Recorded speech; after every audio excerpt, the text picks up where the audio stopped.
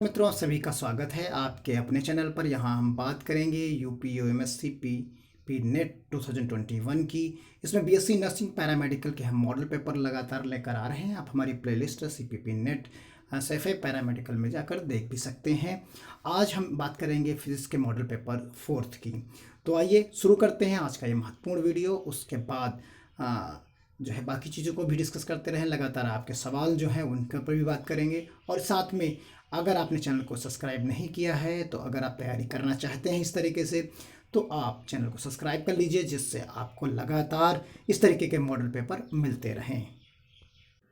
हमारे साथ साथ आप भी क्वेश्चंस के कमेंट बॉक्स में आंसर्स दे सकते हैं, लगातार देते रहिए। फिर बताइएगा, हम 20 क्वेश्चंस यहाँ लेकर हाजिर हुए हैं, 20 में आपके कितने जो है सही हुए।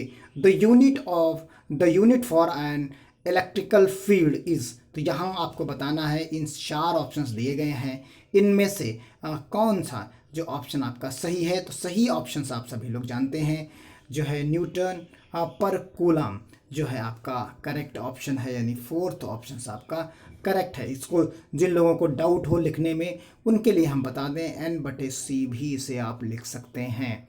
तो ये चीज़ हो गई। अगला क्वेश्चन चलते हैं। अगला क्वेश्चन आपको मिलेगा, when a conductor is heated its resistance, यानी कहने का मतलब यहाँ पर है कि कंडक्टर कब हीट करेगा अगर हम रेजिस्टेंस को बढ़ा दें, घटा दें, यानी इंक्रीज कर दें, डिक्रीज कर दें, या रिमेन्स कांस्टेंट रखें, या depends upon the nature of the conductor. तो ये क्वेश्चन अच्छा क्वेश्चन है एक।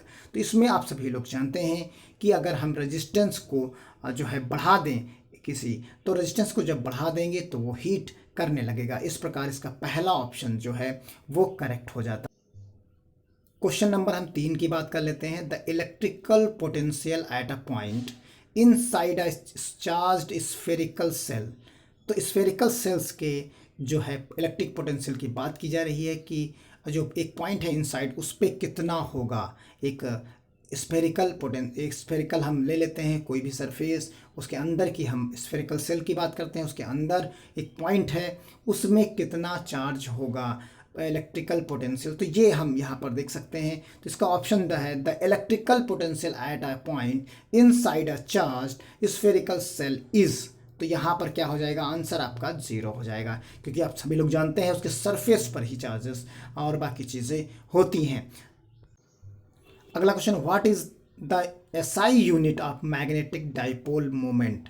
तो मैग्नेटिक डाइपोल मोमेंट में ampere metre square, ampere per metre square, none of this. तो यहाँ इसका जो ऑप्शन सही होगा वो हमारा ऑप्शन सही होगा एमीटर, यानी एम्पियर मीटर स्क्वायर। तो ये इसका आंसर हो गया।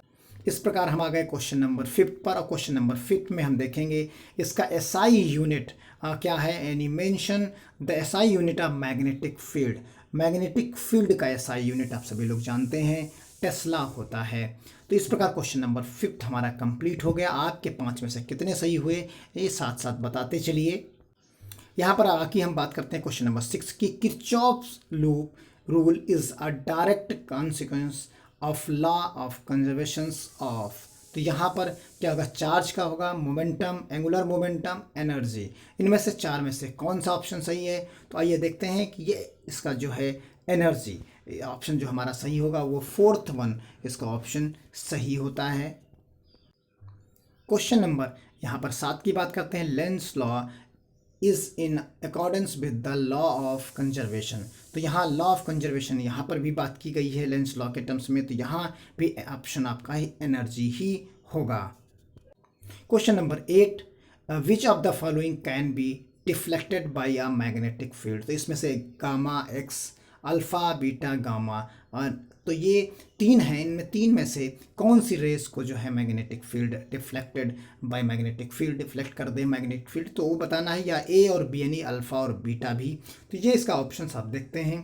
तो ए और बी यानी अल्फ़ा और बीटा दोनों को ये जो है रिफ्लेक्ट कर देता है, यानी हमारा अल्फ़ा भी सही है और बीटा भी सही। इस हिसाब से जब 2 ऑप्शन सही हो जाते हैं तो उसके हिसाब से यहाँ पर A and B both option आपका सही होगा। क्वेश्चन नंबर 9 की हम बात कर लेते हैं।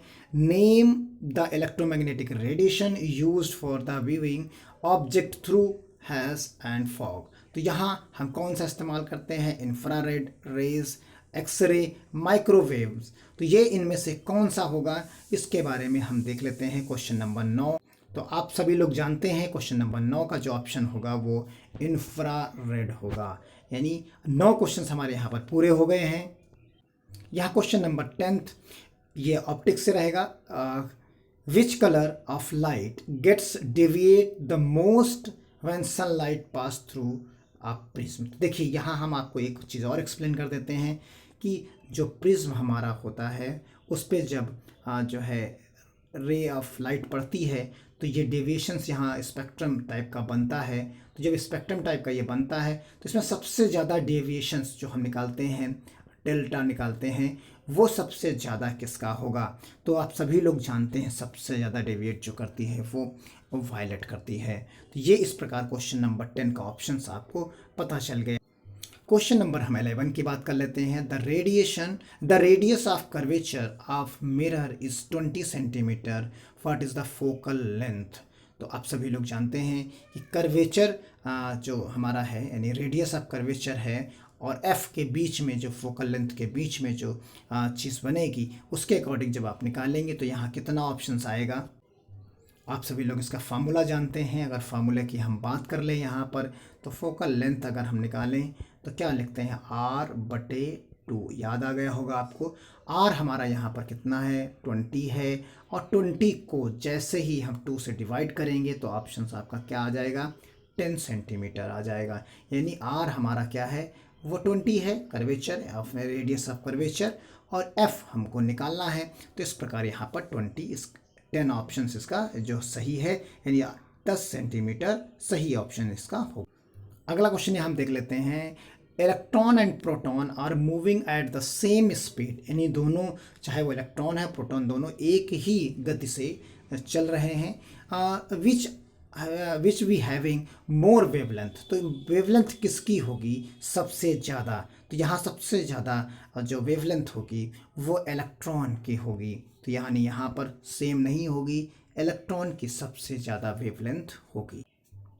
यहाँ क्वेश्चन नंबर हम 13 की बात कर लेते हैं। Which series of H atom, यानी हाइड्रोजन एटम स्पेक्ट्रम, जो हाइड्रोजन एटम स्पेक्ट्रम होता है, lies in the violet ultra violet region. तो अल्ट्रा वायलेट रीजन में कौन से स्पेक्ट्रम इसमें से जो लाई करता है, ब्लैमस पीस, Lyman, Pasteur, none of this, तीनों में से कोई नहीं। तो आप सभी लोग जानते हैं यहाँ पर जो हमारा ऑप्शन सही है यहाँ पर वो लाइमर जो है इस तरीके से ये क्वेश्चन नंबर इसका सही ऑप्शन सही हो जाता है। अब यहाँ पर बात करते हैं इलेक्ट्रिक करंट इज स्केलर और वेक्टर। तो दो तरीके की क्वांटिटीज होती हैं, एक स्केलर क्वांटिटीज और एक वेक्टर क्वांटिटीज। तो स्केलर क्वांटिटीज केवल मैग्नीट्यूड होता है उसमें, और वेक्टर क्वांटिटीज में direction as well as magnitude दोनों होते हैं। तो इसलिए यहाँ जो इलेक्ट्रिक करंट है वो सिर्फ और सिर्फ उसमें बात करते हैं हम। तो इसका ऑप्शन सही हमारा हो जाएगा। आप सभी लोग अनुमान लगा लिए होंगे कि इसका ऑप्शन जो है स्केलर सही होगा। अब यहाँ क्वेश्चन नंबर 16 की हम बात कर लेते हैं। इफ़ अ वायर स्ट्रेच्ड, यानी वायर को अगर हम बढ़ा दें by a force its resistance, तो क्या उसका रेजिस्टेंस बढ़ जाएगा। यानी किसी वायर को अगर हम खींच दें तो लंबा कर दें जितना हो उससे, तो क्या उसका रेजिस्टेंस बढ़ जाएगा। तो बिल्कुल यहाँ जो ऑप्शन सही है वो इंक्रीज हो जाएगा, यानी उसकी जितनी जितनी लेंथ बढ़ती चली जाएगी उतना ही वो जो है उसका रेजिस्टेंस बढ़ता चला जाएगा। अगला question, the unit of electrical current density is. तो यहाँ आप सभी लोग जानते हैं यूनिट की बात कर रहे हैं तो मीटर पर यानी एम्पियर पर मीटर स्क्वायर रहेगा, यानी इसको हम इस तरह भी लिख सकते हैं एम्पियर पर मीटर स्क्वायर, ये भी हम यहाँ पर लिख सकते हैं। अगला question number 18, as temperature is increase the conductivity of semiconductor is increase. यानी अगर हम टेम्परेचर बढ़ाते हैं किसी सेमीकंडक्टर का तो उसकी कंडक्टिविटी भी इंक्रीज कर जाती है। तो इस प्रकार क्वेश्चन नंबर जो 18 है उसका आंसर पहला ही सही होगा। Question number 19, potential gradient has unit. तो यहाँ पोटेंशियल ग्रेडियंट जो है यूनिट उसकी क्या है, ऐसा यूनिट क्या है, आप सब लोग कमेंट बॉक्स में भी लिख सकते हैं इसको। तो यहाँ आपको मिलेगा, देखिए इस जगह से हम लिख सकते हैं। तो यहाँ वोल्ट पर मीटर की हम बात करेंगे तो ये वोल्ट पर मीटर, तो तो ये हमारा यहाँ पर इसकी पोटेंशियल ग्रेडियंट की यूनिट होगी। अगला question number 20। Question number 20, the SI unit of impedance is ohm, henry, volt, ampere. तो यहाँ पर कौन सा, तो आप सभी लोग जानते हैं, ये तो बहुत सिंपल सा क्वेश्चन है और सिंपल सा इसका आंसर भी, ये इसका ओम रहेगा। तो इस प्रकार हमने आज 20 डिस्कस किए। अगले दिन फिर अगले वीडियो में 20 डिस्कस करेंगे। इस तरीके से धीरे धीरे हम प्रैक्टिस कर रहे हैं कि जैसे आपका एग्ज़ाम जब कंडक्ट हो, फॉर्म आए, तो आपके लिए कोई मुश्किल ना हो, आप फिजिक्स, केमिस्ट्री, बायो, मैथ्स सब आपके रेडी हो और आसानी से आप उस पेपर को क्वालिफाई कर जाएं। तो मिलते हैं अगले किसी वीडियो में, तब तक के लिए धन्यवाद। जय हिंद। आप अपने दोस्तों को शेयर करिए, लाइक करिए और कोई सुझाव है तो कमेंट बॉक्स में ज़रूर दें। धन्यवाद। जय हिंद, जय भारत।